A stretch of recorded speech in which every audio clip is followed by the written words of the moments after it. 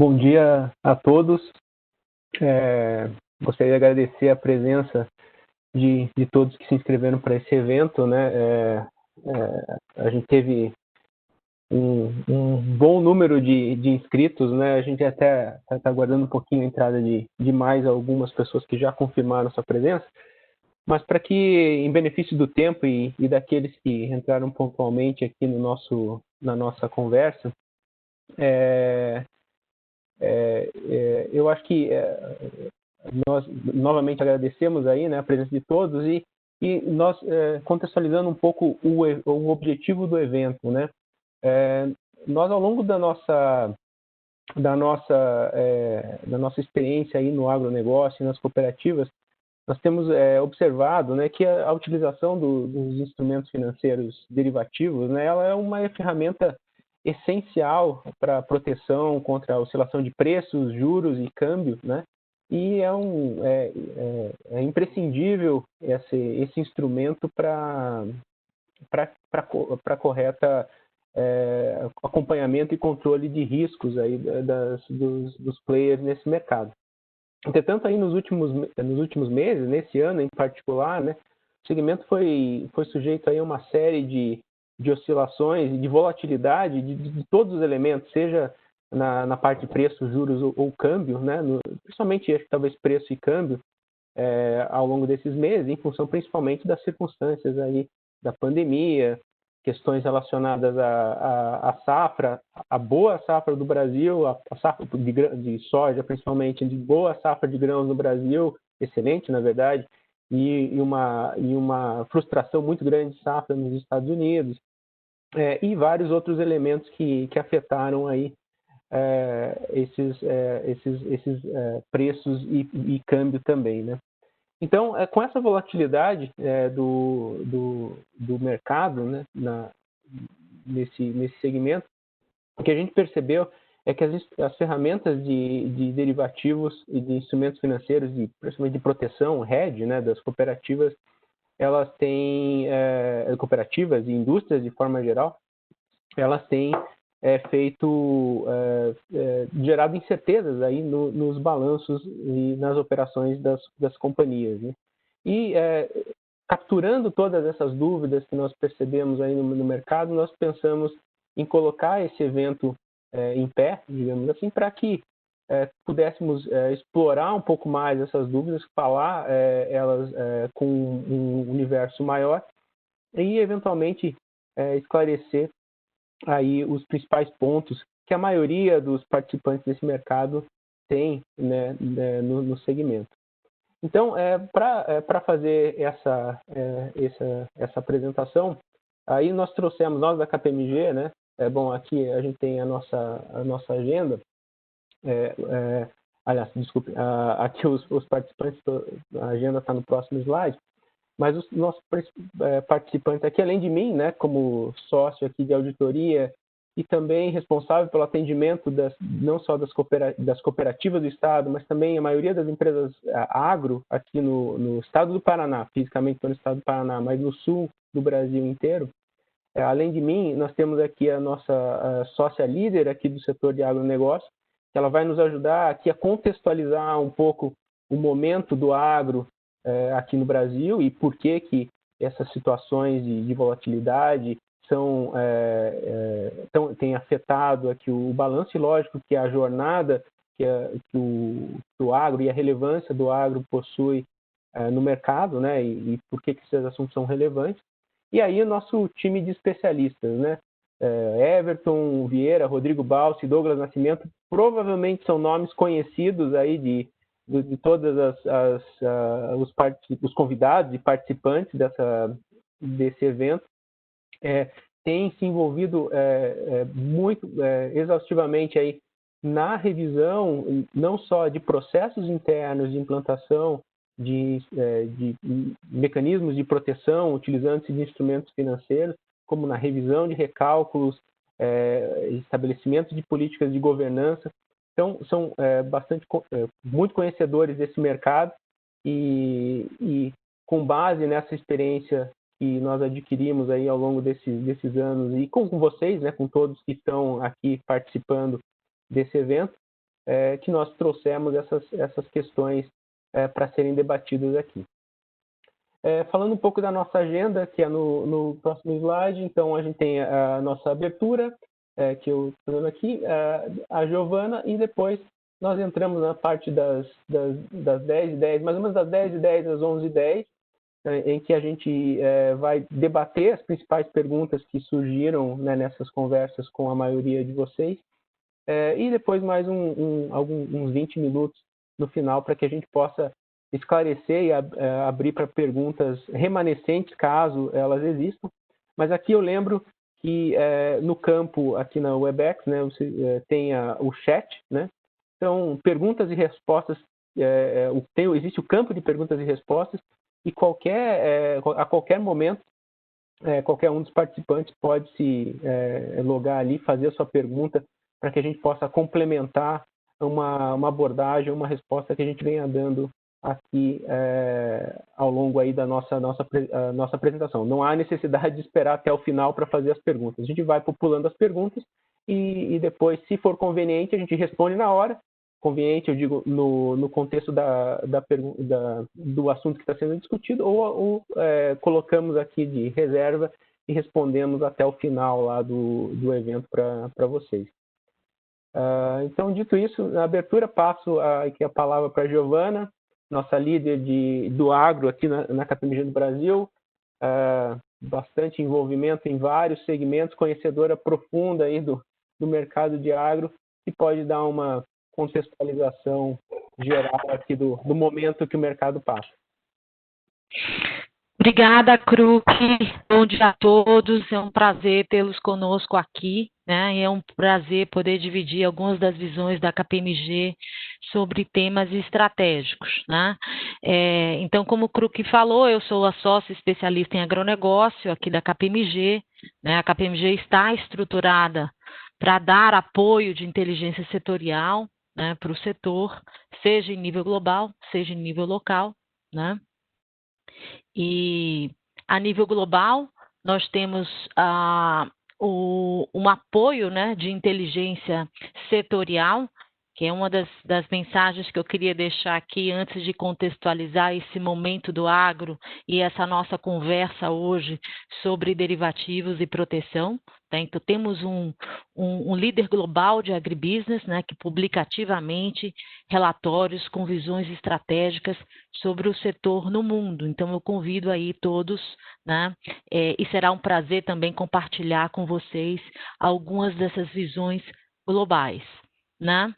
E uma das visões estratégicas sobre o setor, né, é que o contexto é de uma pressão crescente sobre a demanda de alimentos, né, no mundo. Nos próximos 30 anos, a FAO estima um contingente adicional de 2,5 bilhões de pessoas que vão precisar ser alimentadas, e estamos falando, então, de quase 2 Chinas, né, em termos de população. E o Brasil, como o maior exportador líquido de alimentos do mundo, ele já tem um papel protagonista, portanto, ele terá um papel protagonista nesse contexto, né? Então, o agronegócio no Brasil, ele quintuplicou, né, o tamanho em 20 anos, né, que foi exatamente o período em que o Brasil se consolidou como exportador líquido de alimentos. Então, portanto, o desafio das empresas do agronegócio é aumentar a produção de alimentos, né, de forma rentável, sustentável, né, de forma transparente e ética, né?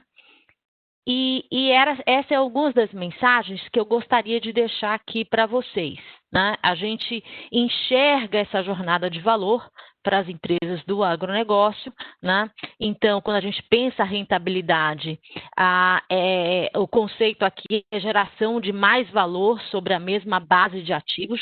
Então, as ferramentas de agricultura de precisão, integração lavoura-pecuária é uma grande tendência, a própria digitalização, né, adicionando valor e maximizando o valor das inovações físicas, das inovações biológicas, né? É preciso ser sustentável, né, produzir com menos insumos, né? Então, o gerenciamento sustentável de recursos, né? A importância aqui da economia circular, né? E o desafio de crescimento coloca um desafio de financiamento, né? E um desafio de gestão de riscos, né? Para um agro que vai continuar crescendo. Então, quando a gente pensa em diversificação de fontes de financiamento, existe uma visão clara aqui do aumento do financiamento privado dentro do agronegócio. Estamos vendo cada vez mais o setor, né, migrando para títulos como o CRA, né? A gente tem visto nesse passado recente, em plena pandemia, um crescimento dos financiamentos verdes, já se fala em CRA verde, né? Então, existe uma tendência aqui de diversificação de fontes de financiamento, né? E elas serão fundamentais para viabilizar esse crescimento do agro, né?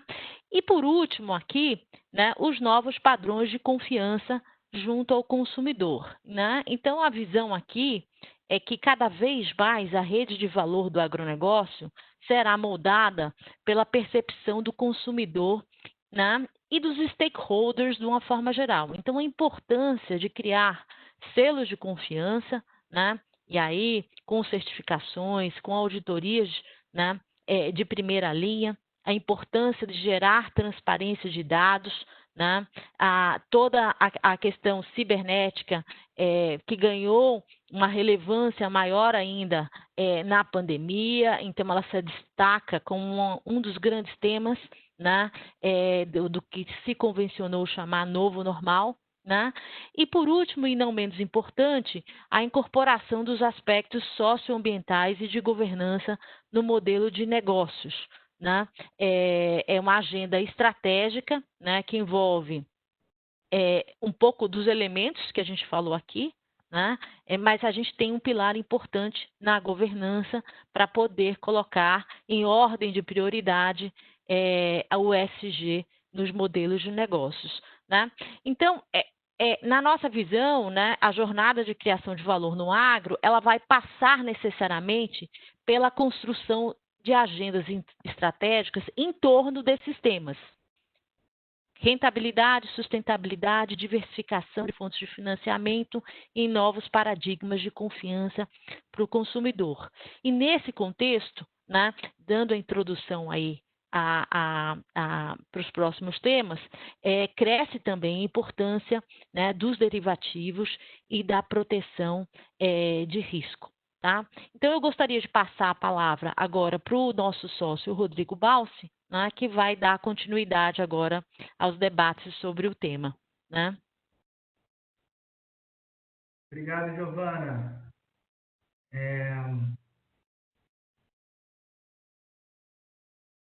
O assunto que a gente trouxe hoje aqui na verdade, um grande desafio, né? Agradecer aí o Kruk pela apresentação inicial, a Giovana por essa contextualização, mas aqui a gente trouxe um desafio que foi coletar algumas perguntas de mercado e tentar aqui, na verdade, esclarecer não só com um ponto de vista específico, mas mais do que tudo técnico, né? Respaldado aí por alguns insights, informações normativas, contextualização de mercado.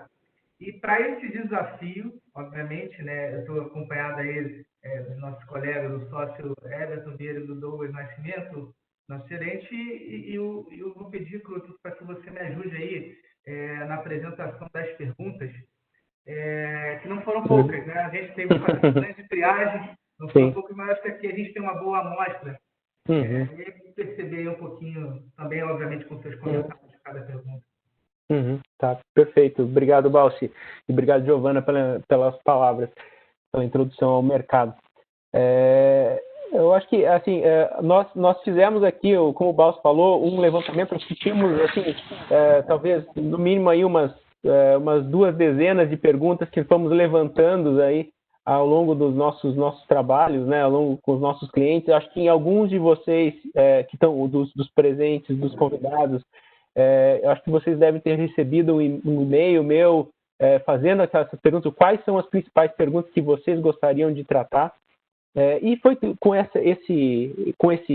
nesse contexto que a gente gerou essas principais que nós entendemos que eram as mais frequentes, ou seja, desse conjunto bastante grande de perguntas, nós chegamos aqui a 9, digamos assim, que nós pretendemos aqui explorar aqui durante essa palestra. Mas, de novo, qualquer pergunta adicional, por favor, fique à vontade de usar aqui o chat para colocar isso na pauta aí dos nossos especialistas, nossos universitários aqui, né?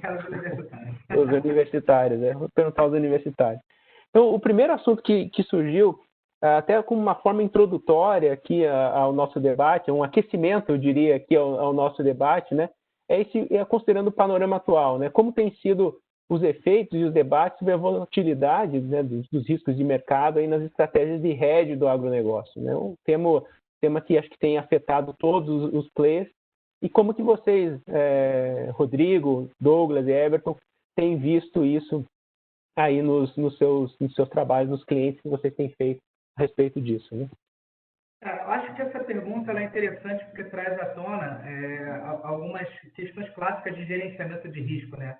Por exemplo, aquela questão do evento extremo, né? Um fato totalmente isolado, uma coisa que acontece uma vez na vida ou na morte, ou talvez aconteça uma vez e nunca mais aconteça, ou demore para acontecer, e como que isso a gente reflete isso em políticas de gerenciamento de risco. Então, acho que isso é um assunto que veio à tona para todos os mercados, em particular no agronegócio, a gente sempre pensa muito em risco de preços, né, por causa da commodity e tudo mais, mas a gente percebe ao longo desses últimos meses um grande estresse na volatilidade cambial, né, risco de câmbio, e em termos empíricos de experiência pessoal, né, que as pessoas têm procurado a gente para trocar uma ideia, tem sido até mais o risco de câmbio. E mais do que isso, uma coisa interessante é que, historicamente, esse mercado aqui no Brasil, na esfera local, explorava até pouco alguns mecanismos de gerenciamento de risco olhando para a contabilidade. E como você tem sabido, né, a IFRS 9 ela surgiu aí depois de 1º de janeiro de 2018, que ela veio à tona, né, vamos dizer assim, e ela trouxe novos elementos e recursos. Então, hoje a gente percebe, com a volatilidade cambial, um interesse grande de alguns players em explorar hedge accounting, ou seja, aquela questão do descasamento contábil, do balanço e tudo mais. Isso tem se extrapolado para outros riscos, como o risco de preço, porque na etapa anterior, o risco de preço, a commodity, ela era extremamente difícil, às vezes, de implementar um hedge accounting em função do risco de base no agronegócio. Quando a gente tem, por exemplo, sei lá, vamos colocar o café como exemplo, você tem vários tipos de cafés, vários tipos de regiões que negociam volumes de preços diferentes. Isso tudo influencia numa estratégia de hedge que você vai estar lidando com diversos riscos de base. E aí, efetivamente, para fim de F39 no passado, era uma dor de cabeça. Agora a gente tem outros elementos, por exemplo, componentes de risco, recursos que você consegue utilizar que antes você não conseguiria. Então, eu percebo que esse momento é um momento de, vamos dizer assim, de caso extremo, de alta volatilidade, que as pessoas começam a perceber. Olha, tem isso aqui no guidance, na norma, que eu acho que eu consigo aproveitar na prática. Não, excelente. Eu não sei se você tem alguma percepção diferente de mercado nessa questão, mas assim, eu percebo muito essa questão da intenção das empresas em explorar os recursos disponíveis que antes não eram tão visíveis.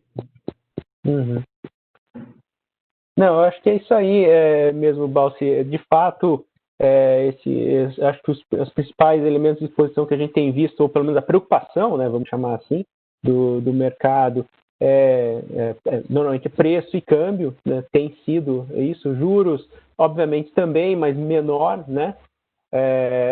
E é aquela questão, você tem dois, que a gente acho que até vai explorar um pouco mais para frente, mas é aquela questão do hedge econômico e o hedge financeiro, da exposição do balanço e exposição do caixa, né? Então, a gente tem duas preocupações muito relevantes, porque se quando na origem você faz um hedge, na origem, né, para preservar o caixa da companhia, né, da cooperativa ou da companhia de forma geral, ao longo do tempo você começa a se preocupar com o balanço, né, porque você vai muitas vezes apresentando descasamentos e desbalanceamentos que precisam refletir a realidade, que é uma coisa que a gente sempre fala, vocês sempre falam, né, quando vocês estão abordando os nossos clientes, olha, os instrumentos de hedge precisam refletir a realidade das suas operações. Então, e esse ambiente de volatilidade fez todas as empresas, como você bem mencionou, repensar todo esse processo, tanto do ponto de vista de exposição, né, do caixa, quanto a exposição do balanço também. E que certamente a gente tem outras questões aqui que a gente vai poder aprofundar mais aqui. Certamente. Esse assunto. Então tá. Obrigado, Balso, pela resposta. A segunda pergunta bastante frequente que nós temos aí nos deparado, né? Aí é uma questão um pouco, eu diria assim, mais conceitual, né, de IFRS, de CPCs, como qualificar uma transação futura altamente provável. Essa é uma informação, é uma definição mais, diria assim, fundamental, para usar uma palavra não básica, mas fundamental, porque sem isso a gente tem dificuldade de caracterizar as operações no futuro, pensando em balanço e tudo mais. E a segunda ponto, né, é como as empresas do setor estão avaliando, estruturando para fins de gerenciamento de riscos financeiros.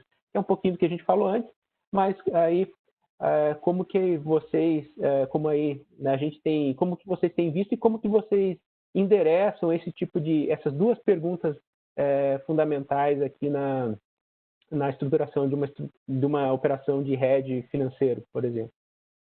Legal. Obrigado por que eu posso responder. É sempre importante, quando a gente fala de qualificação de uma transação futura altamente provável, a gente ter o conhecimento de quais são as outras estruturas, né? Então, quando a gente fala de uma estrutura, de uma transação, né, altamente provável, a gente sempre fala de compra futura, commodity altamente provável, de qualquer coisa do tipo, venda futura. É aquele cara que está no budget da companhia, que a gente sabe que vai acontecer, a gente espera que vai acontecer, mas a gente não tem nenhum contrato em si, não tem nenhuma garantia de que de fato aquilo vai acontecer, né? Uma outra modalidade é o compromisso firme, que esse sim, a gente tem o contrato de importação ou exportação, pode ser de commodity ou de qualquer outro ativo, certo? Então, é uma outra categoria um pouco mais fácil de se apresentar, porque eu tenho aqueles termos contratuais, eu consigo visualizar e tangibilizar aquele contrato, né? Ou pode ser um ativo ou um passivo já reconhecido, uma captação em moeda estrangeira, uma captação, uma taxa de juros pré ou pós-fixada, aí vai da onde for o mercado, tá? Por que a transação futura altamente provável, normalmente, ela te traz mais subjetividade, vamos dizer assim, quando a gente fala da qualificação para hedge account. Isso vem lá desde do CPC 38 e a S 39, né? Algo muito vago pela norma contábil. Então, quando a gente fala de uma transação futura altamente provável, a norma em si ela não qualifica. Então, a gente é remetido a avaliar os guidances das auditorias que são bastante utilizados, as 4 maiores aí que são utilizados. Aqui a gente traz o nosso, que ele tem uma visão, de certa forma, quantitativa, né? Então, quando ele fala que para qualificar como transação futura altamente provável, deve haver ao menos 90% de probabilidade dessa transação ocorrer. A gente tem uma quantificação aí numérica para poder qualificar essa transação futura como altamente provável de fato, né? Além de outros pontos, como qualidade do processo orçamentário. Então, não adianta nada eu querer qualificar aquela transação futura altamente provável, sendo que o meu orçamento, eu não tenho um processo com uma qualidade boa, né? Eu observo o meu passado, eu sempre vejo que eu sempre acerto 30% da minha projeção. Então, isso quer dizer que eu preciso melhorar o meu processo orçamentário para poder qualificar para hedge accounting. Eu vejo, e aí acabei antecipando, as semelhanças no passado, os fluxos de caixa do passado, eles aconteceram. Então, para qualificar, o grande cerne, quando a gente fala de uma transação futura altamente provável, é a comprovação de que, de fato, a companhia espera que aquilo vai acontecer e, de fato, ela tem condições de afirmar a qualidade orçamentária dela. Tá? Existem alguns questionamentos, né, algumas discussões para eu qualificar como transação futura altamente provável, eu preciso ter o meu orçamento já aprovado pelo comitê, eu não preciso ter pelo comitê, qual que é a dinâmica, se eu posso alterar, se eu não posso alterar. Via de regra, não tem nenhuma determinação que te diga que você precisa ter isso aprovado no teu comitê, basta que você tenha essa expectativa de 90%. O que a gente quer dizer? Se você tem o processo orçamentário bem controlado e bem realizado, né, o processo em si, quando vai para o comitê tende a não fazer grandes alterações, alteram ali 10%, 20% para cima ou para baixo, você pode já designar para Head Account antes da aprovação do comitê. Claro, respeitando, né, essa faixa. Então, se a gente tem a expectativa de que pode alterar para cima ou para baixo um determinado percentual, protege o percentual abaixo. Mas não tem nenhuma determinação de que isso precisa, né, já ser totalmente aprovado. Tá? Beleza, obrigado. Obrigado. Um outro ponto só, que eu achei que o Everton ia comentar alguma coisa, desculpa, mas que a gente também discute, aí é o ponto B, né, do questionamento, é quando a gente fala de como essas transações futuras altamente prováveis podem impactar futuramente a minha designação. Né? Então, por exemplo, se eu tenho alguma companhia, isso pode acontecer, tá? Que alterou a política de gestão de riscos ou estava pela IAS 39, que permitia a desqualificação de uma única estratégia de hedge, que tirou essas transações futuras altamente prováveis de uma estrutura de hedge para capturar essa alta da variação do preço, né? Então, se eu sou exportador, eu quero travar o preço no máximo possível. É importante a companhia sempre ter em mente que, apesar de você ter a prerrogativa normativa de que isso possa ser feito, isso pode comprometer suas designações futuras. Então, sempre ter isso em mente. Alterei o meu orçamento, errei o meu orçamento hoje, isso pode me gerar qualquer questionamento nas designações futuras.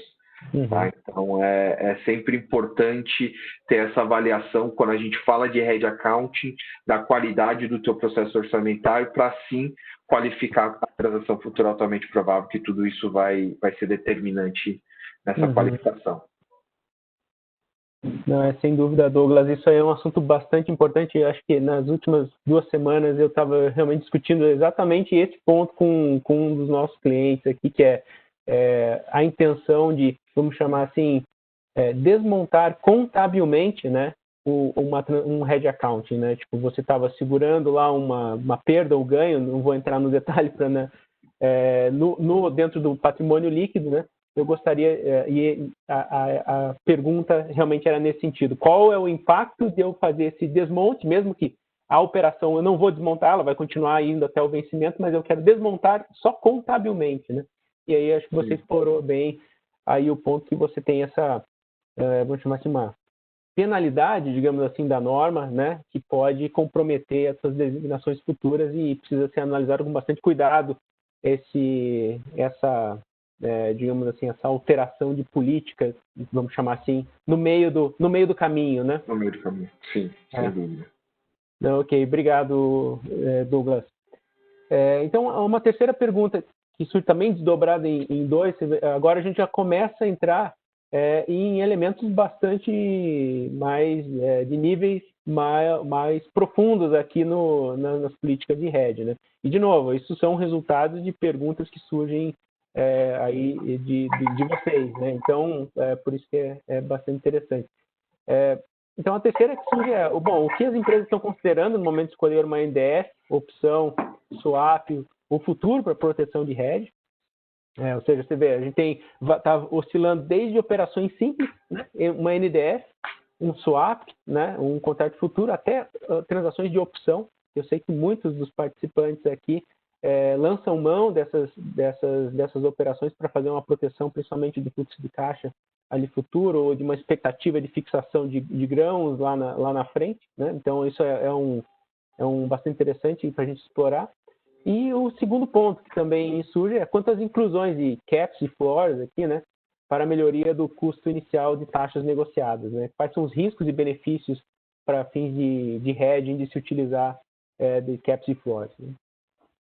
Legal, legal. Acho que essa também é uma pergunta que a gente, quando discute com qualquer cliente, né, é bastante interessante. Então, todos esses derivativos, né, esses instrumentos, eles são qualificáveis para hedge account, né? Quando a gente avalia, quando a gente observa a tomada de decisão dessas companhias, é bastante importante que elas tenham total conhecimento de quais são as características de cada tipo de derivativo, né? Então, termo negociado em balcão, compromisso de comprar ou vender numa data futura, né? Eu consigo ter um contrato mais personalizado, então, por ele ser balcão bilateral, eu consigo negociar um determinado notional, eu consigo negociar um determinado vencimento mais personalizado.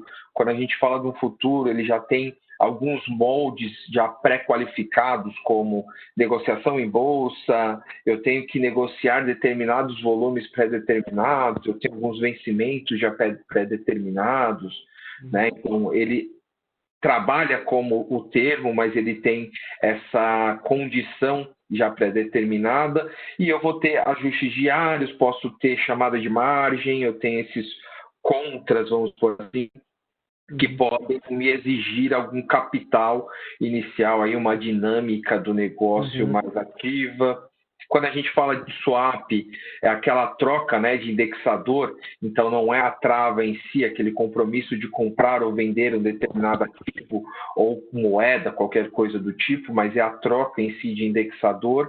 Ele pode ser tanto balcão como bolsa. Normalmente a gente vê essas negociações via balcão, via contrato bilateral com uma instituição financeira, nem tanto com a bolsa, não é tão usual para o mercado, né? Então, você pode trocar aqueles fluxos de caixa, e a opção é aquela que é um pouquinho mais complexa, tanto de entender a essência econômica, quanto de realizar qualquer cálculo, qualquer operacionalização em si desse derivativo, mas ele também é bastante utilizado, ele pode ser balcão ou bolsa. Nesse caso, as opções a gente tem o direito, mas não a obrigação de comprar ou vender aquele determinado ativo. Então, eu tenho não como a NDF é obrigação e eu vou pagar por aquela flutuação, mas eu pago um prêmio na entrada para poder ter aquele direito, né? Então, se o mercado estiver acima ou abaixo, eu posso exercer ou não essa opção. Tá? No próximo, a gente coloca aqui um pouquinho dos prós e contras, né? Então, se a gente falar da NDF, a gente tem mais facilidade na mensuração. Então, é um instrumento, tanto NDF, futuro, swap, por ter ajuste diário, swap em si, por ter uma metodologia de mercado bastante corroborada e bem fácil de entender, elas são de fácil entendimento. Então, existe pouca dificuldade na mensuração. Quando a gente fala de opções, a gente entra em modelos mais complexos, né? Então, a gente vai entrar em Beckles-Schulz, vai entrar em árvore binomial, vai entrar em Monte Carlo, né? Tanto opções quanto o Zero Cost Collar, ela te traz essa complexidade na mensuração, tá? Quando a gente fala de controle operacional, também. Então, NDF, futuro e swap, eles são mais fáceis de serem controlados, porque você faz a designação da sua totalidade. Quando a gente fala da opção, a gente precisa controlar o valor intrínseco do valor extrínseco, do valor da opção do tempo. Então, a gente precisa excluir um elemento para quando a gente vai designar para hedge account. Tá? Então, ela traz essa complexidade operacional também. Então, ela tem um ponto negativo aí. Quando a gente fala do custo, né, em si desse derivativo, a NDF, futuro e as opções, elas são mais baratas, porque você tem menos prêmio em si por ser a opção, por exemplo, você pagar o prêmio, o banco te coloca menos spread, porque você tem a opção ou não, então ele mensura menos risco dentro da operação, ele consegue estimar menos risco dentro da operação e te cobrar no início para isso, então o custo acaba sendo mais vantajoso. Num swap é um pouquinho maior, porque você pode ter operações muito longas, né? Então, NDF normalmente tem operações um pouquinho mais curtas, futuros também, só que por ser uma operação um pouco mais longa, o banco acaba colocando mais spread em si nessa operação, tá? Então, só esse gatilho. Quando a gente fala... questão de custo-benefício, né, Douglas? Não existe um melhor ou pior produto financeiro derivativo para tomar decisão. Cada caso é um caso e vai depender, por exemplo, se o realmente vai abrir mão de uma padronização como é o mercado de futuros para fazer alguma coisa mais personalizada, né? Uma data específica, um investimento específico, um lote específico, ou questões de realmente o que o Douglas falou, né? De custo, né? Prêmio da opção que você paga. Então, às vezes, isso pode não ser atrativo para determinado momento. Mas você traz zero cost collar, que mitiga vamos dizer assim, esse desencaixe financeiro de uma forma geral. E assim, essa questão do custo-benefício ela é avaliada caso a caso. Eu acho que no final do dia, os prazos das operações são muito importantes. Quanto maior prazo, maior risco embutido, né? Você não tem uma incerteza, então você embute isso. E aí muitas empresas buscam, por exemplo, estratégia de rolagem para tentar com que esse risco seja mitigado também no longo prazo. Perfeito. E tem aquela armadilha, né, Valso? Quando a gente fala com o banco, né? Quando a gente observa bastante as indústrias de agro, principalmente, quando fala com instituição financeira, quando fala com o banco, acha caro uma operação, o banco vem e fala, não, vamos colocar um cap, um floor, vamos colocar alguma condição que eu possa diminuir o meu risco como contraparte, né? Instituição financeira contraparte da operação, eu diminuo o meu risco e te repasso de alguma forma, né? Eu limito essa perda e te faço uma operação mais barata, consequentemente, né? Quando a gente fala do hedge accounting, é bastante importante tomar cuidado, porque isso pode ser, de certa forma, uma armadilha, porque para fins de hedge accounting, via de regra, você só pode designar operações dentro do mercado, tá? Então, operações no mercado. Quando eu coloco um cap ou um floor, eu estou, de certa forma, tirando essa operação do mercado. Então, eu estou colocando um limitador ali que pode não existir no teu objeto, tá? Na tua exposição. Se existir na tua exposição, ótimo. Então, você tem ambas as pontas com cap, com floor ali, casadinho, para hedge account vai funcionar. Mas acontece que bastante instituição financeira oferece isso sem o conhecimento do tratamento para hedge account. Tá, que pode ser essa armadilha. Então, muitas vezes a gente já se deparou com a contratação, por exemplo, ou de uma opção ou de uma NDF com limitador, né, com cap, que não poderia ser designada para hedge account. Primeiro porque o objeto, o item de exposição, ele não tinha essa característica, né, de limitação, e para hedge account, quando a gente tirava, não qualificava porque era uma operação fora de mercado. Então, tomar bastante cuidado nessas possíveis... O barato pode sair caro, né? Então, quando o banco te oferece esse produto, pode ser algo que para hedge accounting não pode ser atrativo, não pode ser qualificado.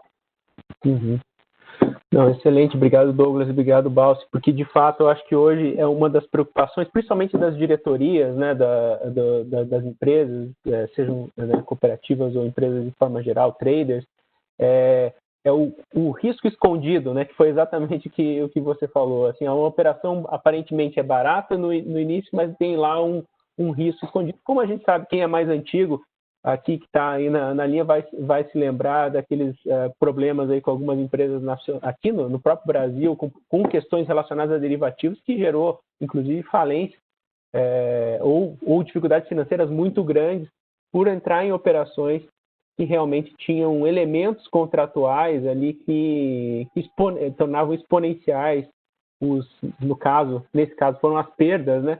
Em função de na época era uma volatilidade cambial muito grande e gerou um momento, né, que as empresas foram obrigadas a liquidar os contratos e ter uma perda financeira significativa. Então, realmente esse cuidado nunca é pouco tomar cuidado na leitura cuidadosa, né, dos contratos que estão sendo celebrados e não confiar 100% aí que o barato sai caro, o velho ditado, né? Como dizem, né? Pode sair caro. Exato. Beleza. Então, indo para a quarta pergunta, que também tem 3 desdobramentos aqui e a gente já tocou muito brevemente em alguns desses elementos. Qual a diferença de hedge econômico e hedge accounting? Né? Há uma necessidade de fazer um comitê de gestão de risco, uma estruturação, uma área de risco para estruturar uma operação de hedge accounting, né? E quais são as principais documentações de estruturação de hedge accounting? E aqui, lembrando que também quem são os mais antigos sabem que lá no passado a estruturação de uma documentação de hedge accounting era extremamente trabalhosa, né? E a norma tem uma flexibilizada nesse sentido, mas ainda assim não precisa, né, de uma estruturação interna. Então, como que vocês têm endereçado esse tipo de questionamento aí nos nossos clientes e nas empresas em geral? Bom dia a todos, obrigado, Kruk, pela introdução. E, pessoal, acho que a gente trouxe aqui esses pontos, de uma forma geral, são um pouquinho mais introdutórios, né, mas são bastante recorrentes, né, esse tipo de dúvida em relação a eu vou partir para uma estruturação de hedge account, que tipo de benefício eu tenho, que tipo de custo operacional eu tenho, que tipo de documentação eu vou precisar montar, será que eu vou ter um custo operacional aqui de pessoas, de estrutura, de sistemas que viabilizam, né, essa relação custo-benefício? Então, acho que esses 3 pontos que foram aqui compartilhados com vocês, conosco aqui por vocês previamente com a gente, eu acho que são bastante importantes no sentido de demistificar um pouco esses grandes itens. Então, quando a gente fala de hedge econômico e hedge account, basicamente, qual que é a diferença? Aí, na pergunta seguinte, a gente trouxe uma questão complementar a essa na 5, que vai ficar ainda um pouquinho mais claro. Mas, basicamente, o hedge account, ele viabiliza tratamentos contábeis diferenciados, né, e mais simétricos em relação à estratégia econômica, de forma a não gerar desbalanceamento no resultado, principalmente durante o ciclo de vida dessa exposição. Então, a gente viu de forma um pouquinho mais recente, né, acho que boa parte do mercado deve ter acompanhado algumas indústrias divulgando capital aberto, divulgando resultado operacional excelentes, e aí quando você olhava o resultado financeiro muito ruim, chegando num lucro líquido de negativo, né, de prejuízo. E por quê? Muitas das vezes porque não tinha. Quando a gente esmiuçava os números, entendia economicamente, está coberto, aparentemente, pela informação pública que a gente tinha, mas quando a gente olhava a estratégia contábil, né, de gerenciamento, né, o reflexo da estrutura de gerenciamento econômico na contabilidade gerava um desbalanceamento temporal, né, considerando que ao longo do tempo, quando a gente chegar no vencimento, o efeito, né, da diferença ele vai ser zero, mas gerava esse desbalanceamento que gerava um reflexo contábil negativo e sempre deriva naquelas perguntas internas ou externas. A gente está especulando, a gente está operando alavancado, a gente está se cobrindo economicamente da forma correta, quando na verdade, para que a gente olhe os números com um pouquinho mais de calma, a gente identifica que é basicamente uma diferença de reconhecimento contábil das exposições em relação aos instrumentos e que isso ao longo do tempo gera um desbalanceamento. Então, o ponto aqui, quando a gente trata hedge econômico e hedge account, na essência econômica, né, na ótica da proteção do caixa, como você bem colocou inicialmente, Kruk, é exatamente a mesma coisa. A questão é que, à medida que a gente parte por uma ótica de estruturar um hedge account, a gente vai ter que adotar alguns critérios estabelecidos agora pela IFRS 9, que aproximou, como o Balsi colocou, os critérios de gerenciamento de risco, né, as possibilidades em relação ao que tinha anteriormente na IAS 39, que era uma crítica bastante recorrente no mercado, com algumas exposições você não conseguia ele cobrir de forma bastante assertiva na ótica da contabilidade, mas basicamente é isso, é trazer para a ótica contábil, para o reconhecimento contábil, para os seus fechamentos contábeis, as demonstrações periódicas anuais, uma maior simetria em relação à forma como você está economicamente se cobrindo. E aí tem alguns pontos importantes, né? Quando a gente fala da questão de instrumentos, como o Douglas colocou, nem todo instrumento que você usa para um gerenciamento econômico você vai conseguir qualificar para o account, e daqui a pouquinho a gente vai ver isso um pouco mais em detalhe, mas o Douglas já ressaltou ali a questão de cap e floor, por exemplo, de piso e teto, né, que é um item que muitas vezes o objeto não tem, e quando a gente parte para a ótica do instrumento acaba tendo, porque tem uma viabilidade econômica um pouquinho melhor que o banco oferece, e a instituição acaba tomando, mas gera um descompasso entre o gerenciamento econômico e o gerenciamento contábil. Outro item bastante recorrente é eu vou precisar estruturar uma área de gerenciamento de riscos, um comitê de riscos, algo do tipo. Não necessariamente, né? Na ótica da gerenciamento de risco como um todo, quando você faz a conexão com o hedge account, você não deveria ter esse incremento, a não ser que a hora que você vai avaliar o Hedge Account, você observa algumas lacunas, né, na tua estratégia, na tua governança interna e gerenciamento de risco. Basicamente, a gente observa em alguns projetos, em alguma experiência, já algumas cicatrizes, né, de implementação, de revisão, de auxílio de clientes. Muitas vezes a governança não está muito bem estabelecida, uma determinada pessoa, uma determinada área tem uma autonomia que não deveria ter, opera quase que numa visão de caixa preta, né? Então você não consegue ali acompanhar com a tempestividade esse gerenciamento, as exposições, contratos de gaveta, como que isso está sendo avaliado, documentado, formalizado e reconhecido contabilmente, mas não é um item que o Hedge Account, a IFRS 9 e a IFRS 39 demandava, mas sim algo que torna um pouco mais visível a partir do momento que você começa a olhar todo o gerenciamento para tentar enquadrar ali com os requerimentos da IFRS 9. Então, não necessariamente você não tem esse tipo de conexão ou essa demanda regulatória, mas é um item que sempre, quando vai se implementar o Hedge Account, chama um pouco a atenção, olhar um pouco também da governança, né, de como isso está sendo estruturado. E quando a gente fala da documentação, eu acho que, como você bem colocou, né, a gente precisa desmistificar um pouquinho alguns preconceitos que a gente tem com relação ao Hedge Account, e o Douglas aqui está participando de diversos projetos, acho que até com boa parte aqui dos participantes, dos convidados. Basicamente, a gente tem sempre uma ideia que o Hedge Account é quase que um dragão, né? Vou começar a criar um monte de complexidade operacional que o custo-benefício disso inviabiliza a minha manutenção depois que a KPMG, depois que o meu consultor, depois que o meu assessor, ele completar ali o processo de implementação. E, na verdade, não é bem isso. Eu acho que, via de regra, são projetos relativamente curtos quando a gente olha boa parte das exposições. Obviamente, quando a gente vai implementar Hedge Account, uma instituição financeira, a gente participa de alguns projetos no ano que vem, são milhares de exposições, diferentes naturezas de exposições, é muito mais complexo. Mas quando a gente vai para setores que têm, via de regra, algum tipo de exposição, algumas poucas exposições muito claras, a gente já está no core do negócio, né? O gerenciamento de risco ele já está muito bem estruturado. É basicamente fazer um enquadramento para a contabilidade, é algo que não é simples, obviamente, mas não é também essa complexidade operacional de manutenção, de estruturação, de manutenção depois que muita gente pensa. E quando a gente faz um breve comparativo, que é sempre uma dúvida bastante recorrente, né? Em termos de documentação, a gente fala sempre da documentação do Hedge Account. A gente procurou sintetizar aqui nesse slide um pouco dessa visão de requerimentos em termos de documentação. Então, basicamente, o que a gente observa, via de regra? Quando a gente já tem uma ótica de gerenciamento econômico, né, e acho que é bastante comum aqui para todos os participantes, até pelo core do negócio, você tem, via de regra, uma estratégia de hedge, que é a forma, né, que tipo de exposição você vai cobrir, como você vai cobrir, alçadas, né, limites de risco, qual que é o apetite da instituição a ficar exposto a algum determinado risco por alguma determinada janela de tempo.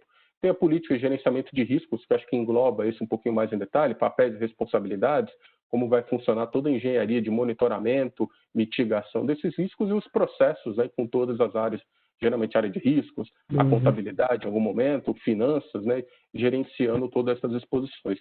Como a gente falou anteriormente, a ótica do gerenciamento econômico, você olha só o driver de gerenciamento de risco, né? Você não olha tanto para aspecto da contabilidade e acaba gerando alguns descasamentos por conta da forma que instrumentos financeiros necessariamente têm que ser mensurados pela IFRS 9. Quando a gente olha para a parte do account, boa parte dessa documentação ela se replica, ela é um acelerador para a gente estruturar o Hedge Account, mas a gente vem com alguns pontos adicionais.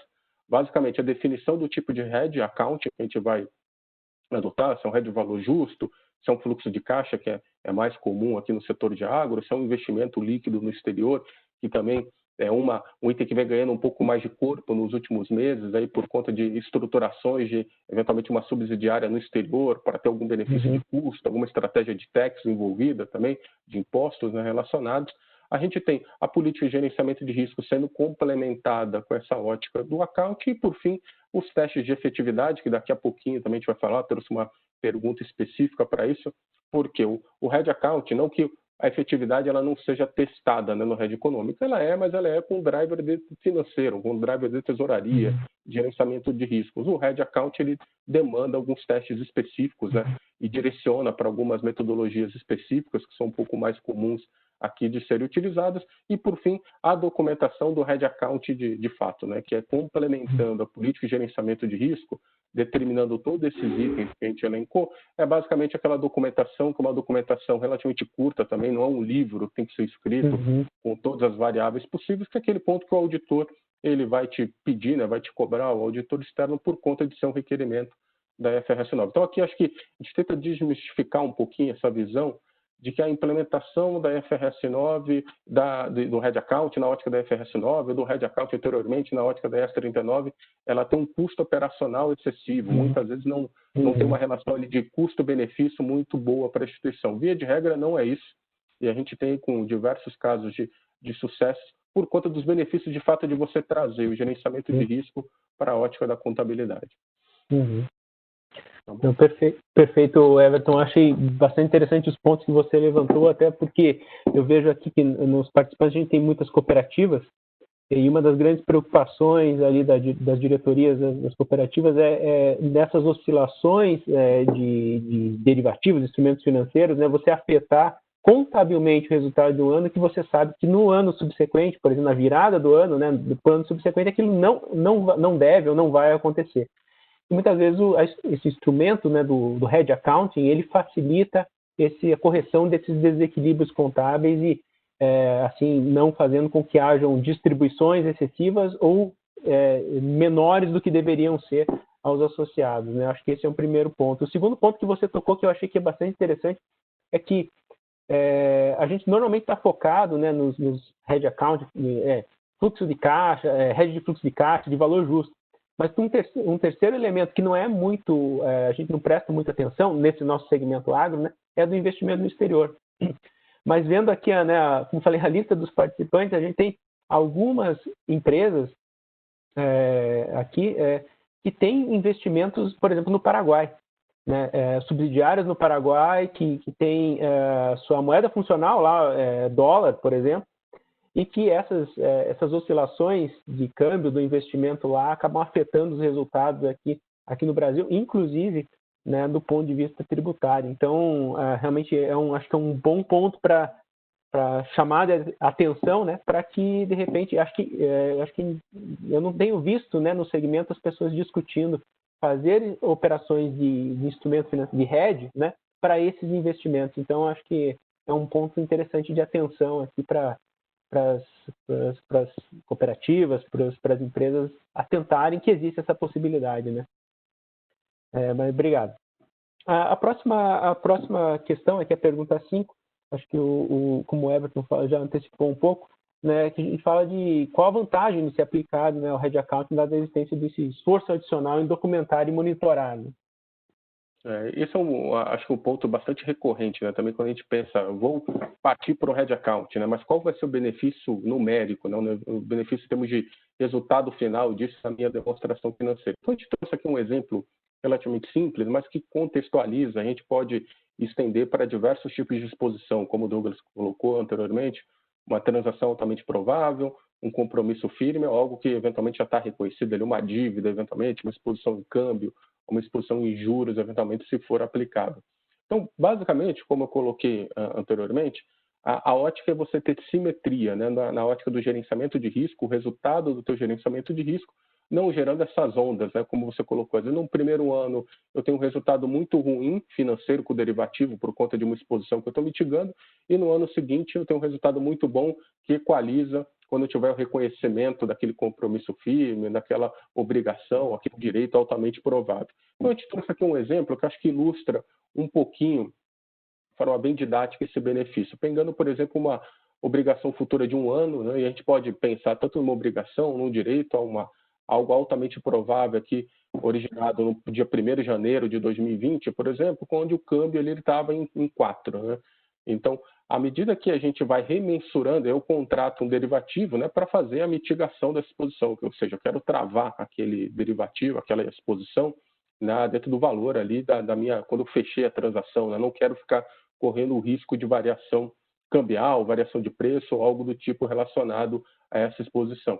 Então, nesse caso aqui, partindo de uma premissa de que o câmbio estava em 4 na data do fechamento, e quando eu vou fechar ali o primeiro balanço trimestral, ele já está a 5, que foi basicamente o que a gente sofreu e impactou consideravelmente algumas empresas, inclusive de capital aberto, né, porque tinha uma ótica de gerenciamento econômico, mas não de gerenciamento de boa parte das exposições via hedge account. À medida que eu remensuro esse derivativo na data de fechamento ali de 31 de março, ele está a 5, eu gero ali um resultado que ele vai diretamente para a minha DRE ali como de 1.000, ou seja, eu gero ali um resultado, né? Como eu não tenho exposição variando na mesma base, a minha exposição ela ainda está no momento off-balance, e mesmo se tivesse um balance, muitas vezes você tem uma diferença de critério contábil de marcação a mercado do derivativo, né? De valor justo do derivativo, e a exposição ela está variando muitas vezes pelo taxa spot, por exemplo, quando a gente pega uma dívida, uma captação no exterior. Nesse caso aqui, nesse exemplo ilustrativo, isso geraria um resultado de 1.000, né, por conta da variação de 4 para 5 no primeiro trimestre, por conta de eu não ter o hedge account, ou seja, eu tenho só estratégia de gerenciamento de hedge econômico.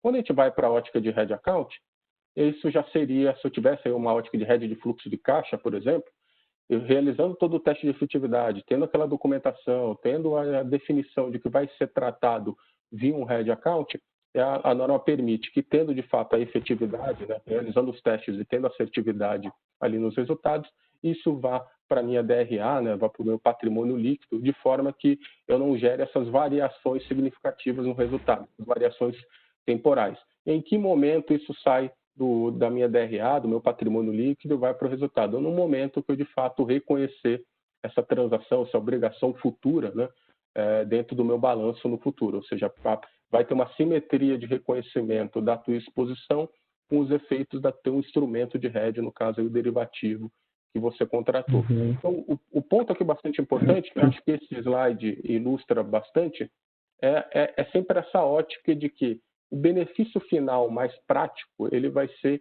a eliminação ou a diminuição bastante substantiva, né? Se tiver algum resíduo ali de ineficiência dentro da tua estrutura, como o Douglas colocou, às vezes eu faço com o futuro que eu não consigo casar ali perfeitamente. Então vai ficar uma pontinha ali, eventualmente, de ineficiência, mas que vai mitigar bastante essas oscilações que a gente apresenta aqui destacado em amarelo, que é o efeito temporal, de marcar um derivativo, um instrumento a valor justo, enquanto eu não tenho uma exposição ou um compromisso firme ou uma transação altamente provável, ou mesmo se eu tiver algo no meu balanço, uma dívida em dólar, por exemplo, ela vai sendo marcada, né, ela vai sendo mensurada pela variação da taxa spot, diferentemente do derivativo que eu vou estar realizando uma marcação a mercado. Então, aqui o principal ponto que a norma traz, o benefício final, né, é de fato permitir essa maior simetria contábil, você inibe essas variações significativas que têm que ficar sendo explicadas internamente para o teu comitê, para a alta administração, para os acionistas, eventualmente por mercado, para os bancos, né? Quando você vai realizar alguma operação, ficar demonstrando por que o teu resultado fica oscilando bastante, ela traz essa simetria contábil e gera esse benefício que é bastante importante aí para uma ótica de governança e de tratamento contábil dessas exposições. Uhum. Perfeito. Everton Douglas e Balsi, eu tenho já duas perguntas aqui no chat que foram colocadas. Eu acho que talvez para eu não perder o contexto, porque são relacionadas a esse assunto, acho que eu já vou fazer já, em vez de deixar para o final, porque acho que a gente ganha na contextualização aqui. Então, a primeira pergunta aqui é do Márcio. Ele pergunta o seguinte: qual seria a recomendação de hedge para importações com prazo de pagamento de 360 dias, cujas vendas ainda não foram realizadas, né? Ou seja, se o dólar cair, o preço de venda também deve cair. E se eu já tiver feito o hedge, né? Se tiver feito o hedge, você vai ter que pagar pelo dólar, né? Essa é a pergunta. E aqui ele só contextualiza mais, dizendo que nesse exemplo as vendas são em reais. Eu acho que nessa pergunta, acho que eu posso também responder e roubar um pouquinho da explicação do Douglas lá no início, né? Acho que o primeiro ponto aí é ele avaliar se isso aí realmente é altamente provável que aconteça, né? Ele falou que espera ter uma venda futura, não é isso na pergunta? Então, acho que se você tem uma alta probabilidade que a venda vai acontecer, que você vai ter exposição cambial, você vai ter um indicador que talvez você possa encaixar em um cash flow hedge importante. O cash flow hedge, ele tem essa característica, né? Ele está associado a um fluxo de caixa futuro. E sempre assim, né? Ele pode ser caixa futuro que você sabe, que tem certeza, 100% de chance que vai acontecer, mas ele ainda não está no balanço, ou que você tem alta probabilidade. A alta probabilidade é 90% de chance que ele vai acontecer, né? Na nossa leitura lá que a gente fez naqueles slides iniciais. Então, esse é o primeiro momento. O segundo momento é tentar avaliar o seguinte, olha, o que os bancos estão pagando? Porque, geralmente, uma operação de um ano, ela não é tão crítica em termos de custo, né? Geralmente, as questões de custo começam a aparecer quando você está falando de 2, 3 anos, 5 anos, operações mais complexas, né? Que aí você tem que avaliar se vale a pena ou não fazer, por exemplo, uma estrutura de rolagem de operação.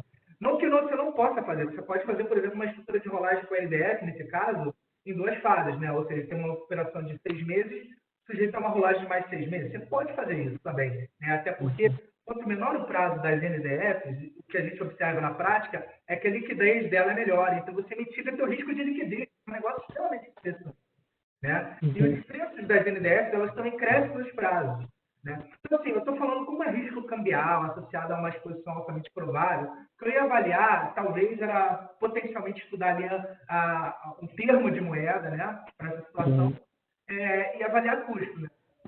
Entendeu? O perfil favor seria esse, no momento. Depois eu vou para outros instrumentos. Não, é perfeito. A próxima pergunta que eu tenho aqui já é do Joel.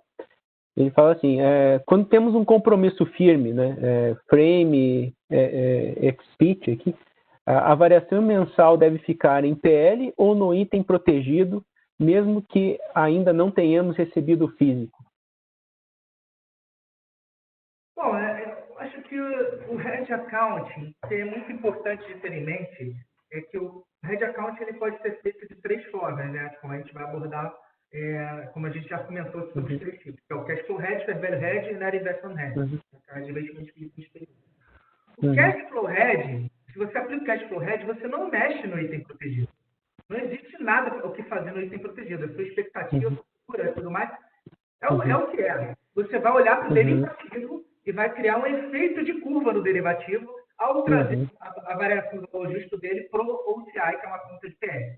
Tá? Esse é o cash flow hedge. O fair value hedge é diferente. O fair value hedge você realmente mexe no item protegido. Então, você faz um ajuste de valor justo no item para que ele compense com o valor justo que já era feito no derivativo.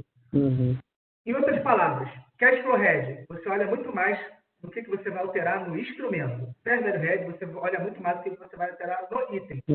Não existe nenhum ajuste de item no patrimônio líquido, isso é muito importante. Eu sei que no Basel Gap, né, para instituições financeiras, tem guidance que conta essa história, mas para fins de FRS isso não existe. Ou seja, cash flow hedge olha o instrumento para fazer ajuste no OCI, para a variação da MTM. Fair value hedge olha o item protegido, e aí você faz o valor justo. O investimento líquido no exterior é parecido com o cash flow hedge, mas pode falar, Ivan. Eu acho que esse exemplo que o Joel, né, comentou, porque está muito relacionado com aquele slide anterior, né, onde o objeto, na verdade, ele não sofre nenhuma variação, né, com um compromisso firme, algo que está off-balance para o futuro, mas o instrumento, a partir do momento que você contrata, você vai fazendo o teste de efetividade, aquilo que foi efetivo, ele fica represado no patrimônio, sendo remensurado, né, aí a cada mensalmente, muito provavelmente, na ótica, pelo menos para fins de fechamento contábil, e onde vai vir a compensação, né, que é aquele efeito positivo ou negativo que está no patrimônio líquido. Ele vai vir no momento que você tiver aquele compromisso firme, aquela transação altamente provável, ela se tornar on-balance, de forma que o efeito no resultado, né, obviamente a posição patrimonial, ela vai sofrendo variação porque você já tem um instrumento e está contabilizando quanto patrimônio. Mas o efeito no resultado, ele vai vir pelo net dos dois a partir do momento que aquela transação off-balance se tornar on-balance. Sim. Não, perfeito. Eu acho que aqui o ponto essencial, né, nessa questão é que para que o efeito seja lançado no PL, você precisa lançar mão de instrumentos de hedge account, né, seja qual for. Quer dizer, se você simplesmente tiver um contrato de compra futura, por exemplo, de grãos, e esse fixado, preço fixo, né, ainda não recebi o grão, a oscilação desse contrato fixo ela vai ir para o resultado, se eu não lançar mão de instrumentos de ferramentas de hedge accounting. Acho que é essa a ideia, né? É isso aí. Não, beleza. Então, ok. Então, bom, o Márcio acho que já agradeceu, então ele está Obrigado, Balsi, acho que a resposta atendeu. E aí, Joel, se você tiver mais algum comentário, você pode colocar aqui que a gente reendereça aqui novamente. Indo para a pergunta 6, né, também, você vê, os assuntos eles são todos meio interligados, né? A gente acaba avançando, falando já vi esse filme. Estou falando tudo de novo aqui. Mas foi um quebra-cabeça para montar a ordem aqui, para tentar. Não, aí você vai ficar aqui, esse fica depois, o 6 versus 9, mas a gente chegou num consenso. Sim. E a gente vai, nas perguntas, obviamente, a gente vai incorporando mais elementos e vai aprofundando a análise até chegar na última questão aqui, que a gente deve chegar. Então, nessa pergunta 6, também 2 desdobramentos aqui, né? Quais são os tipos de Hedge Account mais frequentes no universo agro, né? A gente até já comentou um pouco. E existe algum teste de efetividade padrão que eu possa realizar para qualquer estrutura de hedge? Né? A famosa bala de prata, né? Que mata tudo. Mas na primeira pergunta, já teve spoiler, né? Na questão 4, a gente já falou bastante sobre os tipos. Veio uma pergunta agora que a gente acabou contextualizando. Eu levou uma bola excelente sobre aquela história que você falou do cliente com a exposição Paraguai, no caso parecido na Investment Hedge. Ou seja, a gente tem basicamente 3 tipos de hedge account, né? O cash flow hedge, que é o value hedge, que é o valor justo, e o hedge investimento líquido no exterior. Disparado, historicamente, que a gente percebe o agro, não só agro não, né? Eu acho que o mercado de forma geral, no mercado local brasileiro, é o cash flow hedge. O cash flow hedge tem o recurso do OCI, de ajustar um derivativo no PL. Isso é interessante, especialmente porque grandes exposições que demandam assim, vamos dizer assim, um raciocínio para tentar fazer mitigação de risco na perspectiva contábil, acaba sendo quando você tem certeza de tempo. E o cash flow hedge, ele está associado exatamente a essa questão temporal. Porque o fair value hedge é o famoso hedge de estoque, né? Porque você está lá naquele momento flutuando. A única exceção, e aí eu queria trazer aqui como uma informação útil, é o risco cambial. Existe uma exceção na norma dizendo que, para risco cambial, especificamente nesse risco de mercado, você pode ir por um caminho ou por outro. Você pode aplicar o cash flow hedge ou o hedge valor justo. Isso é uma informação extremamente útil, porque isso daí pode, de repente, ser útil para você incorporar na sua política de gerenciamento de risco e na sua estratégia, porque pode ser realmente mais prático você ir pelo caminho do value hedge, entendeu? Então, assim, mais disparado, respondendo a pergunta, cash flow hedge um louvor, né? Porque tem muita procura pelo cash flow de caixa. Na segunda pergunta, sobre a famosa bala de prata do teste de efetividade, a gente tem uma diferença entre o teste de efetividade pedido no IF39 do passado, né, e o que é pedido agora no IFRS9. Né? O IF39 ele tinha uma abordagem retrospectiva e prospectiva. O teste de efetividade para fins de IFRS9 ele é prospectivo, ele tem esse discurso do forward-looking information. Né? Então, e ele vem com trauma de guerra, né, que ele foi desenvolvido, tudo o IFRS9 foi desenvolvido após 2007, 2008, quando a gente teve de quebra de banco. Então, por exemplo, você fala, tem exposição com banco de primeira linha. Por que primeira linha, né? Ficou aquela coisa meio vaga, porque você realmente tem que ter uma inferência um pouco mais profunda, porque você não pode somente assumir questões passadas. Aquela velha história seara que a gente tem no investimento, né? Retornos passados não são garantias de retornos no futuro. Eu acho que a gente incorpora um pouco dessa linguagem. E existem 3 elementos de teste de efetividade que esse na IFRS9 não pode deixar de ser utilizado, dado que o IFRS9 não especifica métodos de avaliação. Que é o quê? A estrutura de relacionamento econômico. A gente precisa ter uma relação econômica clara entre o item e o instrumento. O que é uma relação econômica clara? A velha e boa correlação ajuda, testes de regressão que vai eventualmente identificar a força que tem de interação entre uma variável e a outra. No agronegócio, é muito comum você ter um derivativo que não espelha 100% dos componentes da sua exposição, porque tem o famoso risco de base. Mas se você tiver uma forte correlação, tiver um relacionamento econômico esperado entre a variação do item do instrumento, você pode designar já isso e pode incorporar esse elemento para o seu teste de efetividade. Né? Risco de crédito veio muito à tona com 2007, 2008, como eu falei, e existe o famoso teste de dominância do risco de crédito. Ou seja, se você tiver uma alta variabilidade de descasamento entre o item e o instrumento em função do risco de crédito, você precisa colocar esse elemento no seu teste de efetividade. E o índice de hedge, que é um grande, ou hedge ratio, como é chamado na norma original, que é exatamente você avaliar a quantidade de de instrumento vis-à-vis da quantidade de item protegido, o quanto que ele se compensa, o quanto que você espera compensar. Ou seja, quanto mais termos críticos eu estiver cobrindo, né, ou seja, quais são os termos críticos básicos? É o nocional, né, que é a exposição, o vencimento, o próprio risco de mercado e o risco de crédito. Risco de mercado eu posso ser de 1 para 1, porque o dólar é igual no Rio de Janeiro, em São Paulo, no Acre, né, a cotação do dólar não muda. Commodity já muda, entendeu? O nível de negociação no Sudeste, no Nordeste, vai alterar. Então, esses elementos eles precisam ser avaliados e o hedge acaba sendo importante. E qualquer eventual inefetividade você precisa reconhecer no resultado. Perfeito, Balsi. Obrigado aí. Em benefício do tempo, eu não vou comentar aqui, para a gente tentar chegar até a última pergunta.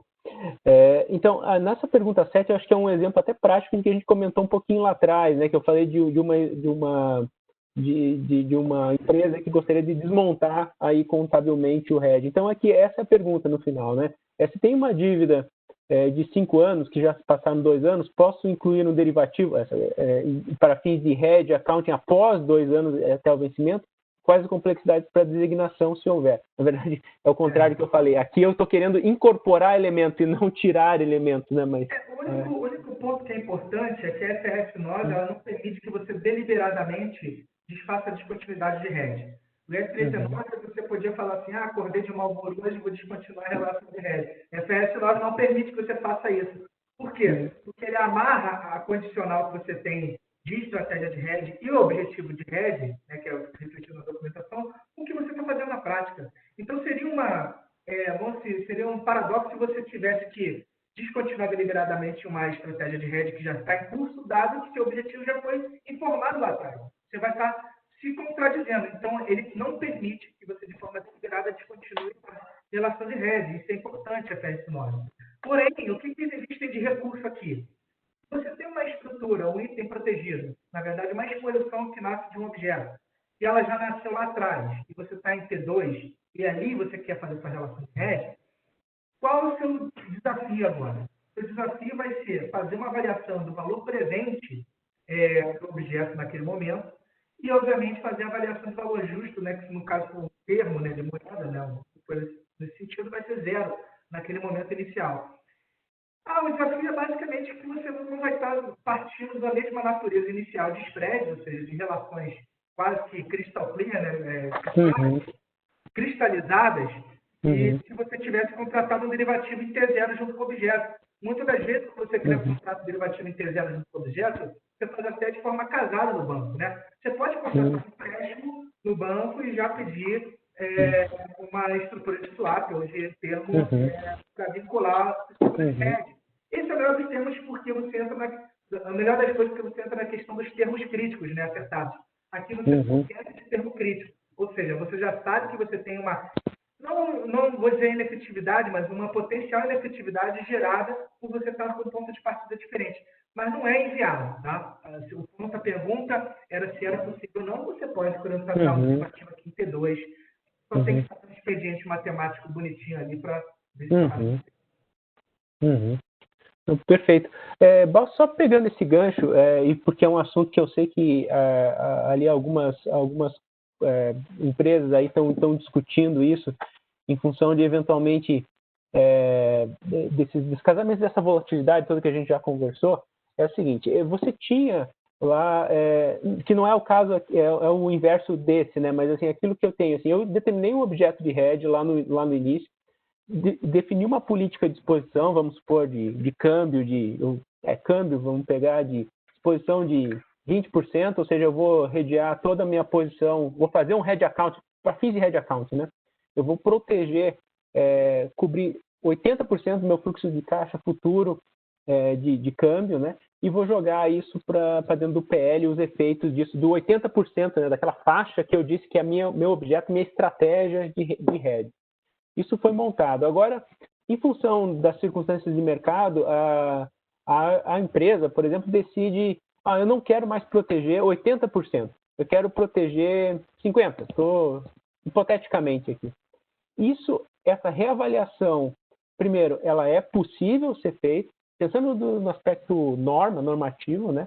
E segundo, se ela for possível ser feita, isso caracteriza uma mudança de política contábil e todos os efeitos decorrentes, ou não, a empresa pode fazer esse desmonte contábil sem penalidade nenhuma e toca a vida? Não, esse ponto eu acho que ele é bem técnico e importante. Primeiro que a gente tem a estratégia e o objetivo. A estratégia de hedge é o seguinte: vou hedgear de 70% a 100% da minha exposição. Então, você tem literalmente na estratégia de hedge um range, justamente para evitar esse tipo de situação. Então, o que a gente recomenda é que tenha um range que seja pertinente com a sua estrutura econômica, que realmente seja dentro do esperado. Porque você não vai cravar em 100% das situações, nos casos, né? Especialmente quando você vai para risco de commodities. E aí, o objetivo de hedge, sim. O objetivo de hedge é relação por relação. Então, se eu tenho uma estratégia de hedge que é de 70% a 100%, mas nesse objetivo da operação 1, da relação 1, vai ser 70% da exposição. Na relação 2, vai ser 80%. Na relação 3, vai ser 90%. Vai ser assim vai, entendeu? Então, isso foi feito para evitar esse tipo de reavaliação. Reavaliação de gerenciamento de risco, de política de gerenciamento de risco pode ser feito? Não só pode, como deve. O cara tem que estar sempre reavaliando. Eventual impacto em alteração prospectiva de relação de hedge só pode ser efetuada, inclusive, em um evento de alteração de objetivo de hedge. Né? Se você tem uma alteração de objetivo de hedge, você pode, eventualmente, aí, fazer uma avaliação de descontinuidade, que pode conflitar com a questão de descontinuidade parcial e não total da sua relação de hedge. Então, você tem descontinuidade parcial e tem a total, né? Então, esses dois elementos. E, eventualmente, o que você pode fazer também na relação de hedge é o rebalanceamento, recalibrar a operação no meio do caminho. Porque o IFRS traz um guidance chamado rebalancing, que permite que você recalibre a operação no meio do caminho para não acontecer isso, entendeu? Para não acontecer isso, para você ficar consistente com o objetivo de hedge inicial, o rebalance é criado. Então, o reequilíbrio, a política de reequilíbrio, ela é um recurso da norma para nessa pergunta. Não, perfeito. Obrigado, Balsi. Acho que aí a gente teria aí pelo menos mais uma hora para falar desse assunto. No mínimo, né? Porque eu tenho certeza aí que as empresas que estão pensando nessa ideia, acho que de repente daí eu conheço algumas e acho que talvez uma conversa específica depois seja interessante. Mas chama para conversar. Ok, então indo para a pergunta 8, quando a gente fala de trading de commodities, né?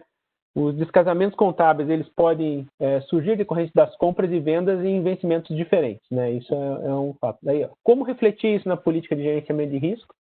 E seria possível aplicar hedge accounting com datas descasadas? Legal. Essa é uma pergunta bastante pertinente, né? A gente tentou esboçar aqui a ideia de um fluxo de caixa, né? Então, se eu tivesse entrada e saída, compra e venda ali numa trade, alguns compromissos de compra e venda em determinadas datas, a gente pode observar que em períodos eu posso ter um excesso de venda, em outros períodos eu posso ter um excesso de compra, e aí por aí vai. Para hedge account, você pode fazer a designação somente desse excesso, não tem nenhum problema. Qual que é a grande complexidade desse tipo de estrutura? O controle. Tá? Então, para eu realizar uma estrutura dessa, o controle ele tem que ser muito grande. Então, eu tenho que determinar exatamente onde eu tenho cada descasamento. Por que é complexo? Porque, normalmente, as mesas em si, né, elas ficam controlando a exposição pelo total exposure, né, pelo total de exposição. Então, o cara pega tudo que ele tem comprado, tudo que ele tem vendido, de certa forma, valor presente na data de avaliação, e faz a designação e faz a avaliação, né? Nem a designação, mas faz a avaliação se ele está mais comprado ou mais vendido, né? Quando a gente fala de hedge account, para a designação, eu deveria fazer a abertura desse fluxo de caixa. E aí, para esses excessos de compra, esses excessos de venda, esses descasamentos temporais, aí sim você entra com o derivativo e pode designá-las para hedge account. Então, em resposta pode, você coloca na tua política de gerenciamento de riscos onde você vai proteger, onde está o teu desbalanceamento, a previsão do tempo. Se for o caso, coloca a previsão de rolagem também, que é bastante importante nesse tipo de estrutura que pode acontecer, só que você tem essa complexidade operacional. Tá? São estruturas que te geram uma complexidade operacional bastante grande. Perfeito, Douglas, porque isso de fato é uma realidade, né? O dia a dia, né? Quer dizer, na norma as coisas aparecem, né, no mundo perfeito, né, de equilíbrio de datas e liquidação, mas no mundo real é exatamente isso que acontece. De fato, acaba trazendo uma complexidade um pouco maior, né? Uma nona pergunta que nós temos aqui que ela fala sobre o que significa, né, custo de hedge e componente de risco altamente mencionados no IFRS 9, CPC 48. Então, aqui a gente tem a questão de recursos da norma, né? Eu mencionei alguns recursos ao longo desse webcast, né? Acho que o Douglas também, o Everton também comentou sobre a gente falou sobre a questão de reequilíbrio, né? Que é um recurso da norma. A gente falou de componente de risco, né? Um pouquinho lá no início. O custo de hedge, ele nada mais é do que o seguinte: eu tinha um elemento de juros, especialmente para operações de maior prazo, né? No passado, né? FP9, e o cara ia fazer o teste de efetividade e já morria de designação logo na largada. O cara falava, com esse elemento de juros aí, interferência na efetividade, você nem esquece, você nem vai conseguir fazer avaliação. O CHED, ele tem uma leitura sobre o elemento de juros de uma forma diferente. Ele trata isso daí como uma parte da estrutura que você pode, se for mensurável e separável, você tirar e calcular isso, quantificar isso e designar apenas o risco de mercado que você quer, né? Então, avaliar, tem um risco spot e um designar spot, né? O elemento de juros, no final das contas, é um ingrediente que faz parte do produto, que faz parte do custo da operação. Então, cada produto tem um seu, que a gente vai ter o valor do tempo de uma opção de compra. Ou seja, a opção ela tem que você tem que fazer essa avaliação, parte do cálculo da relação intrínseca, e tirar o que é elemento de juros dela, do valor temporal dela, o elemento de juros do contrato a tempo e o spread com base em moeda estrangeira, que é muito comum nas operações de swap, né? E a gente tem dois critérios de avaliação, né? Que você precisa identificar se esse custo de hedge está relacionado ao período de tempo, ou seja, alguma coisa que vai sendo o meu item, no final das contas, vai batendo de pouquinho em pouquinho, como é comum no cash flow hedge, ou é algo que vai ser só lá na frente, né? Só lá na frente uma vez só, no item do fluxo de caixa cheio, né? E se for relacionado ao período de tempo, você tem um processo de amortização do resultado, então o custo de hedge. O custo de juros que bate uma conta de OCI chamada Cost of Hedge, tem o Cost of Hedge Reserve e o Cash Flow Hedge Reserve. Então, o Cost of Hedge Reserve é uma outra reserva associada a custo de hedge, e ela vai ser apropriada no meio do caminho se você estiver relacionado ao período de tempo. Se for relacionado à transação, você fica com ela guardadinho lá, e quando vier a transação, você vai e paga mesmo. Tudo isso para criar, trazer a realidade econômica para dentro do balanço. Fazer com que o derivativo se comporte de forma mais parecida possível com o item protegido. Acho que essa é a ideia. Né? E o famoso componente de risco, né? E aí eu acho que o mercado agro é altamente pertinente, especialmente quando a gente fala de risco de preço, né? Porque a gente nem sempre tem o mesmo derivativo para o item protegido. Você tem a questão de produtos, por exemplo, que você tem disponíveis na bolsa, são exatamente os mesmos que você tem na sua exposição. E aí você, finalmente, por teste de correlação, você chega, como eu coloquei nesse exemplo aí que está no lado direito, né, que você tem uma relação que não é de 1 para 1. Não é, por exemplo, o famoso câmbio é igual no Rio, São Paulo e no Acre, né? Dependendo do lugar, você não vai ter uma relação de 1 para 1. Seu instrumento, seu derivativo não pode ser. Aí, no caso, eu estou colocando uma relação onde você precisa de 0,78 derivativos para proteger uma determinada exposição. Você precisa fazer essa aplicação. Mas, para otimizar a sua relação, você ainda pode expurgar os elementos, componente de risco que, de forma assertiva, atende à sua exposição e olhar apenas para ela, para tentar trazer sinteticamente de 1 para 1, olhando na perspectiva de risco de mercado. E você só faz isso se ele for identificado de forma separada e mensurado de forma conforme. É isso que eu faço. São essas duas caixinhas que você precisa atender. E aí eu acho que Eu acho que esses componentes eu queria trazer esse vocabulário até, né, de recursos da norma. Excelente, obrigado, Balsi. Acho que o Everton, né, acho que você quer dar uma passada na jornada de implementação. E passar bem rapidinho, pessoal, em benefício do tempo, acho que processando tudo isso que a gente colocou aqui, né, a gente sabe que é bastante informação, a gente trouxe aqui alguns itens um pouco mais técnicos, né, e que demandam aí um tempo de maturação, de avaliação no ambiente de vocês, na realidade de vocês, da aplicabilidade, do custo-benefício, eventualmente, de algum desses itens, né, que acho que foram conversados aqui. Mas, de uma forma geral, o que a gente vê dentro dessa jornada da implementação e, por consequência, do Head Account, né, como a última ponta ali da decisão?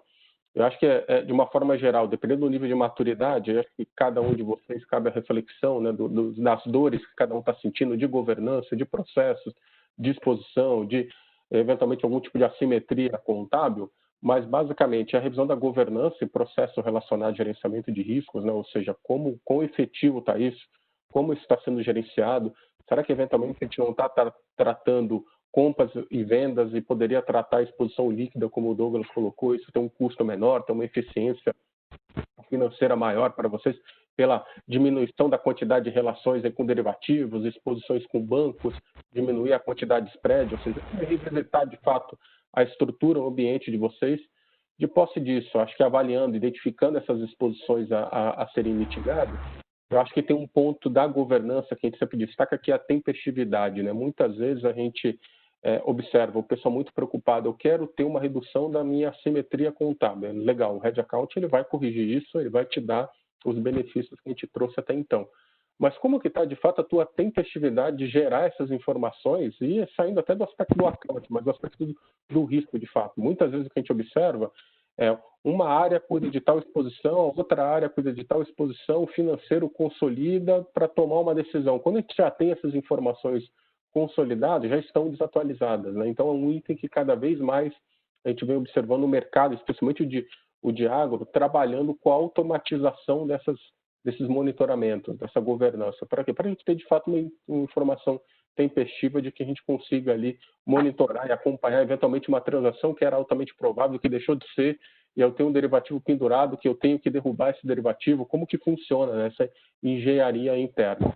De posse disso, acho que a partir aí para implementação, eventualmente, do Head Account, esse for o objetivo, né, para a parte das exposições, como o Kruk colocou, às vezes eu vou proteger 50, 70, né, eu vou proteger até 80, nunca ser, acho que taxativo. Acho que o Balso antecipou muito bem ali o ponto de que a norma, né, ela dá essa permissividade de aproximar o tratamento contábil da tua estratégia de gerenciamento de risco.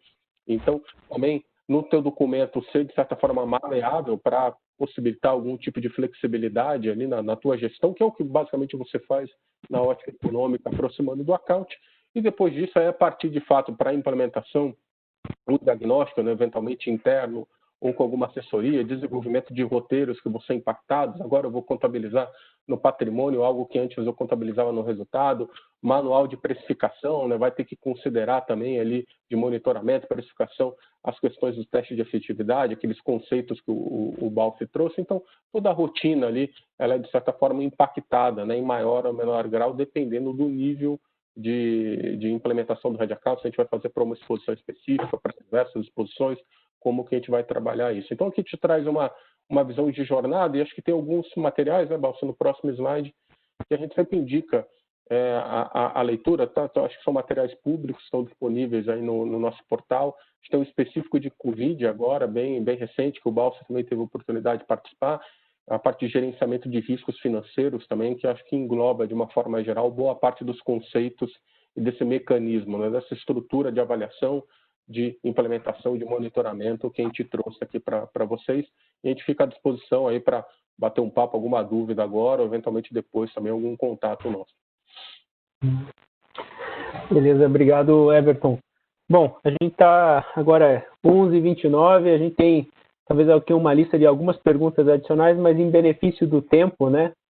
Acho que vamos, e considerando para cumprir o nosso horário que nós tínhamos programado, então vamos encerrar aqui nosso evento. Eu encerro com agradecimento de todos os presentes, né?